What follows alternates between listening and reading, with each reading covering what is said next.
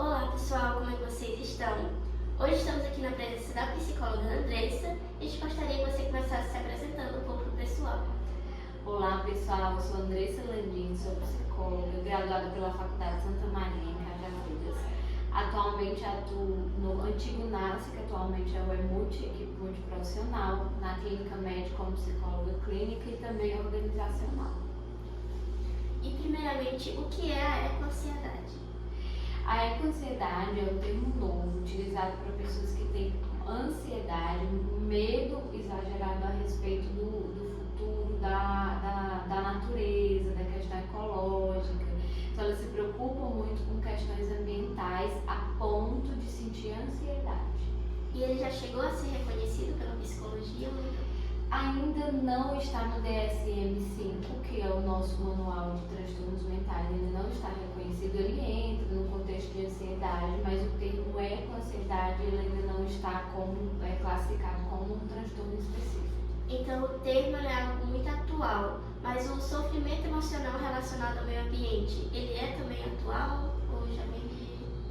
Podemos dizer que é atual porque ele começou mais ou menos atual entre aspas, né, dos anos 2000 para cá, porque foi onde as pessoas elas tiveram mais acesso à tecnologia e aí começaram a divulgar mais a questão dos desastres naturais, a juventude se estimulou a ser mais preocupada com isso, a internet foi divulgando questões de queimadas, de incêndios, de desastres naturais e aí mais ou menos de uns 15 anos para cá foi que isso começou a se intensificar.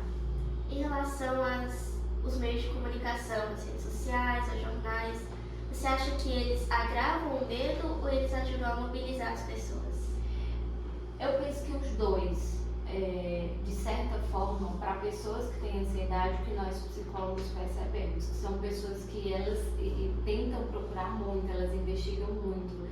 E o jornal muitas vezes é um gatilho de ansiedade, né? O jornal e as redes sociais em si, porque de fato eles se alimentam de notícias desastrosas. Então as pessoas elas estão sempre absorvendo esse tipo de notícia. E quando é exagerado, a sensação que dá na mente das pessoas é que o mundo está desmoronando, está tudo muito ruim. Mas ao mesmo tempo as pessoas deixaram de ser leigas, né? Como antes, onde não tinha essa responsabilidade social, essa responsabilidade com a natureza, o que tem melhorado muito a partir de divulgação de dados, de situações, de irresponsabilidade com o meio ambiente. Então tudo tem que ser moderado. Ao mesmo tempo que a pessoa precisa estar informada, ela não pode se encharcar de informação, né? De informação negativa que eu digo. E existe uma diferença entre as gerações? Com a ecoansiedade, ela afeta mais os jovens, justamente pela questão das redes sociais? Eu vou te falar na prática, sabe? Também porque os jovens eles têm mais acesso às redes sociais do que a geração anterior. Também porque as coisas estão mudando. Então hoje tem mais indústria, tem mais empresas, as coisas, tem mais gente, as pessoas são mais... ao mesmo tempo que elas têm uma responsabilidade social, às vezes não têm. E aí na geração anterior, se a gente for ver esse contexto histórico, os nossos avós, bisavós, eles viviam na natureza, em contato com a natureza, tinha pouca indústria, né? Queimadas eram coisas controladas para a plantação familiar, essas coisas. E aí depois de um tempo que as grandes indústrias foram crescendo, as grandes empresas, elas vão realmente desmatando mais e a gente vai ter mais acesso a isso no jornal, na televisão.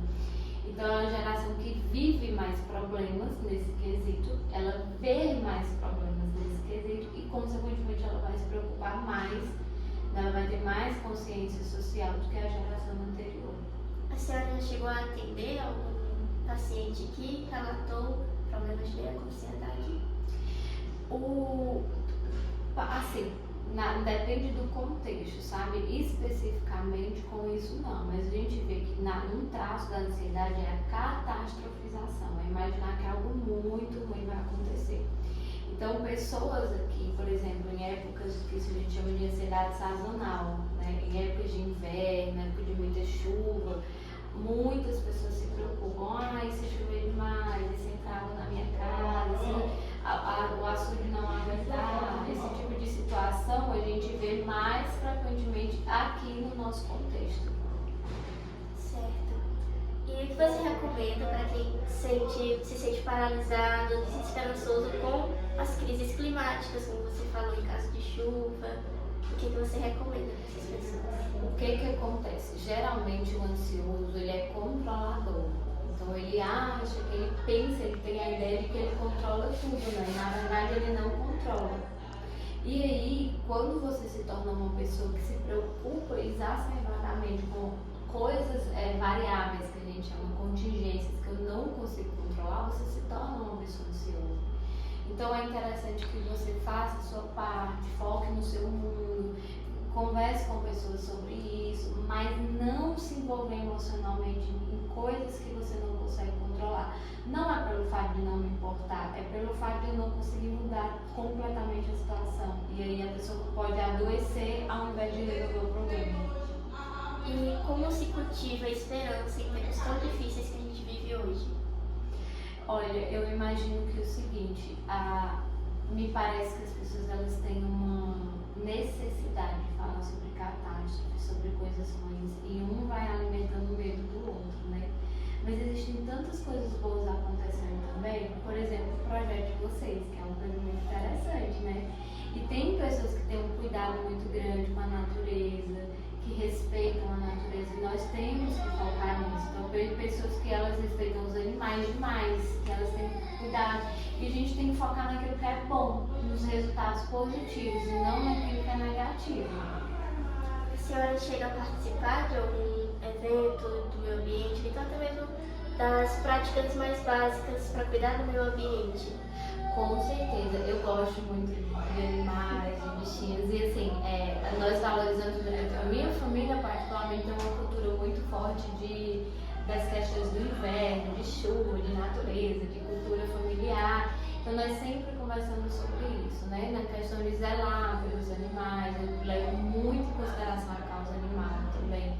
Eu acho super importante, isso é bom para o ser humano em si, o contato com a natureza. Inclusive eu indico como terapeuta, quando você chegar em casa, coloque o pezinho no chão, se tiver grama, árvores, bichinhos, água, tudo isso ela tem uma energia neutra, uma energia positiva e acaba nos deixando mais tranquilos. Sim, é isso. Muito obrigada por aceitar o convite. Muito obrigada por essa troca de conhecimentos tão rica. Onde é que as pessoas podem te acompanhar? O meu Instagram, psicóloga Andressa Landim, podem acompanhar, tirar alguma dúvida, entrar em contato. Tá? É isso. Sigam ela e sigam a gente também. Muito obrigada, pessoal.